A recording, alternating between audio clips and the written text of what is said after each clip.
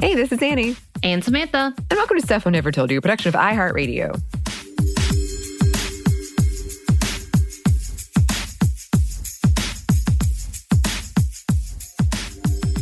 And welcome to another sub-segment on fictional women around the world. And I'm actually so excited to talk about this one, which is kind of funny. I'm going to get into it in a second. Today, we're talking about Star Trek's Nyota Uhura, first played by Nichelle Nichols and later by Zoe Saldana. Explaining Star Trek is a lot. It's a lot.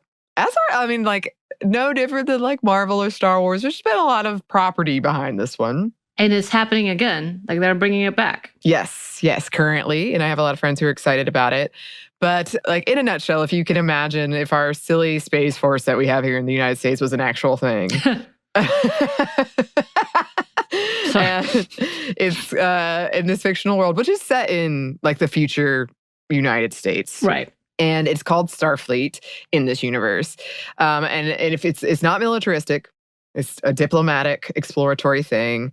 And these Star Trek, these Starfleet crews go and explore and try to, make relationships with these other alien species. So like, that's kind of the basis. Okay. The property is huge and so impactful with multiple television shows and movies, parodies, and it has also influenced real world technology.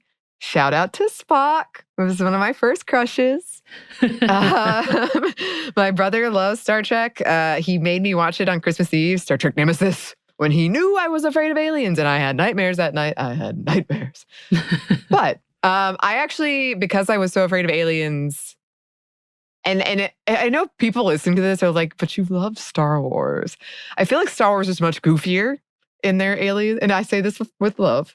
Star Trek was much more like, there are these worms that would crawl in your ear and control you. Like they have freakier. It was still goofy in many. It was still goofy in many, many scenarios.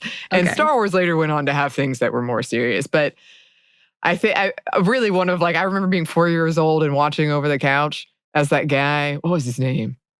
I don't know. Chekhov. He got one of those worms on his ear, and I wasn't allowed to watch it because it scared me so badly. Yeah. I did go on to watch. I've seen all the movies. I've seen the original series. I've been told I'm missing out by not watching. I've been told I would really like Next Generation, which I probably would. That's probably absolutely true. But anyway, it's funny to me that I had this crush on Spock, even with all that fear, and even with I didn't really watch it a lot. Hilariously enough, my favorite Star Trek movie was the whale one that everyone makes fun of. With Spock. I know so little about this. It has never been in my peer structure. So I don't even know friends who watch it. Maybe they do, they just never told me. Because I feel like there is no in between. Either you love or hate it. Like you are either a Trekkie. I've heard them called Trekkie. If that is offensive, I'm so sorry. I assume that's like, yeah, obviously this is a fan group. That's how I'm saying it. If it's not, please let me know. Or you weren't. And there was no in between. So I never really got into it. I've never seen that as my thing. I know Patrick Stewart's in it. William Shatner was in it. I know Spock and then the hand signal. That's it. Yeah. That's interesting to me. I mean, I guess that makes sense. Most people I know who love Star Trek really, really do love it, as you say. Yeah. I feel like I'm kind of an in-betweener. I think I really enjoy it when I watch it. And I think I'd never think people are wrong when they tell me I would love it. I think they're right. I get a little overwhelmed sometimes by like... There's a lot, right? There's a lot. I feel the same thing about Doctor Who. I don't know much about it either, but I know it's existed for a very, very long time. And for being an English series, which they only do like 2 or 3 seasons of things, this is a long, long show. And also, just out of curiosity, you may be talking about it, is Nichelle Nichols the one that's under a conservatorship? Yes. And there's a whole big conversation about that as well. Yeah. Yes, we are going to mention that at the end. But before we get into that, just one more funny side note. I was telling Samantha the other day that I did get into the 2009 kind of reboot for a hot minute, and I wrote fan fiction for it. But it was such a short, like, sometimes I get these like really intense flares of I love this thing, and it passes quickly. I can't imagine how much fan fiction there is for Star Trek. Well, as you know, Spock and Kirk were the original Slash couple, Spirk. Yes, it's all coming together now. But today we are talking about Uhura, who was a human Starfleet communications officer that served on the USS Enterprise and USS Enterprise A under Captain James T. Kirk. Yes, played by Shatner. She first appeared in the 1966 episode called The Man Trap and went on to portray her in 66 episodes. Saldana has portrayed her in 3 movies, beginning with the 2009 reboot. This character is really smart, creative, efficient, quick, an expert communicator, can speak a lot of languages. According to Ambassador Kolos in one episode, quote, "And Uhura, whose name means freedom, she walks in beauty like the night."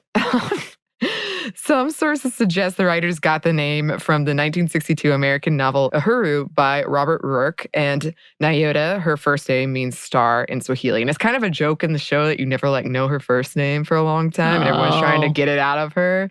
Yeah. This character was of African descent. She was very proud of it and was fluent in Swahili. Music was one of her primary hobbies. You see her playing instruments and singing in several episodes. And also in several episodes, she proved herself to be the first to notice something. Very intuitive, quick on the uptake. She was also really good at math and succeeded in physical tests. She proved herself capable in many areas, enough so that Captain Kirk trusted her to command the helm of the ship, navigation, and main science station. Through this, the audience got to see instances of her leading, something rare during the 1960s, especially for a Black woman. Of course, she did do this in a short-skirted uniform, and in at least one episode wore a midriff and short skirt to flirt with someone as an intel/distraction kind of operation. Right. Of course. Right. So there's that element, but it was, for the time, very, very progressive and for a lot of people hadn't seen this before. Right. As in fact, I think the thing that I've seen since trending on Twitter is how that's not talked about enough. And then also how people are really upset when Star Trek becomes too political. And everybody's like, have you actually watched Star Trek? So it's very I understood. political. It's commentary and you're not on the right side. If you're upset that it's political, you're not on the right side of it. That's what's the difference. But that she really was I know nothing of the series, but I know she was a catalyst and a really big beginning for representation and good representation for Black women. So I thought that was interesting too. And that's not, I know very little, once again, about the show.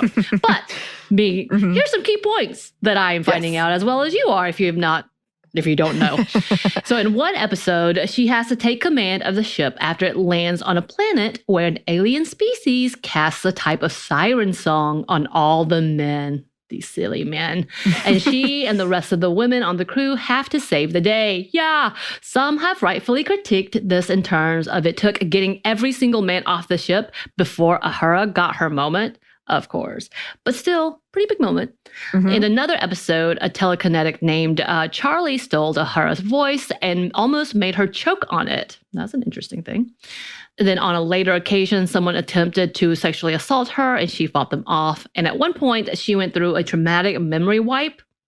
Always a good plot point. In another episode, she sees her worst fear implanted in her brain by an enemy force, her as a diseased, dying old woman. That's a big fear for a lot of us, right? Yeah. In one episode, a telepath forced her to kiss Captain Kirk, and it was the first kiss on an American episodic television between an African-American woman and a white man. Via the Alpha fandom reporting on Nichols' book, Beyond Uhura, quote, the scene was at the behest of NBC executives worried that Southern affiliates might refuse to air the episode filmed with and without the kiss. But Nichols and Shatner consciously sabotaged the non-kiss takes so that there would be no choice but to leave the kiss in the final version. Love that. It was a big moment.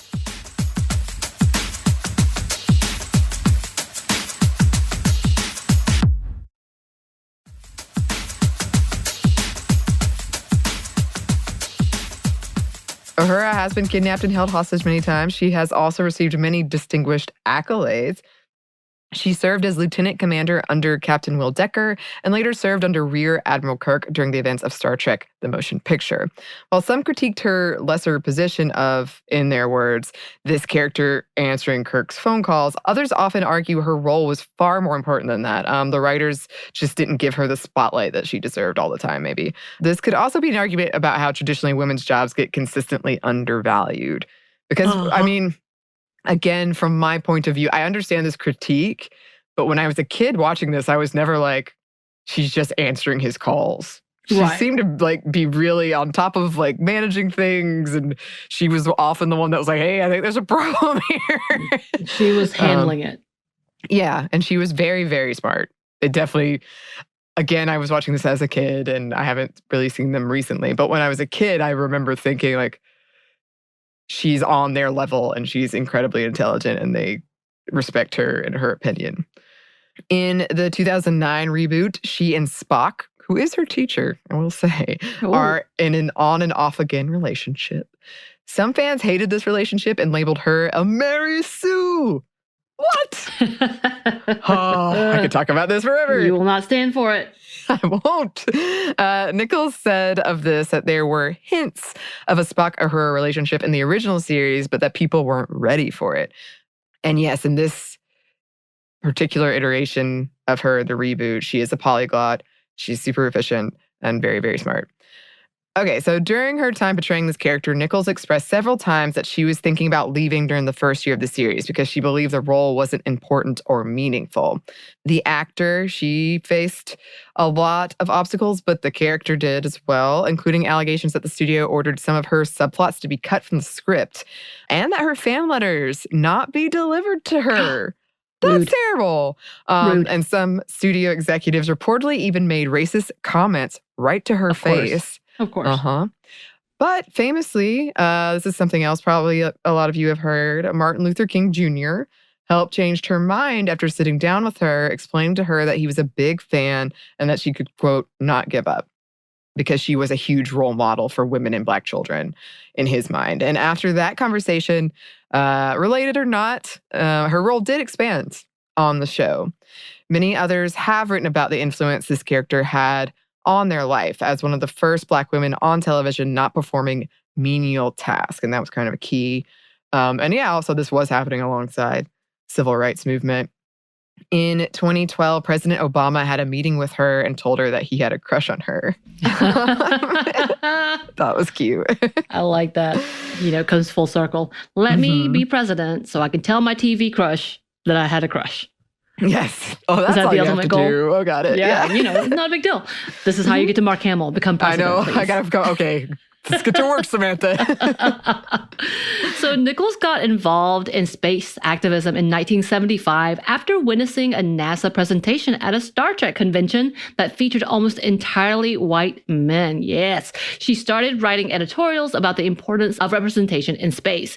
These editorials caught NASA's eye, and they contacted her about updating their program and changing their recruitment efforts. Getting things done. I love it.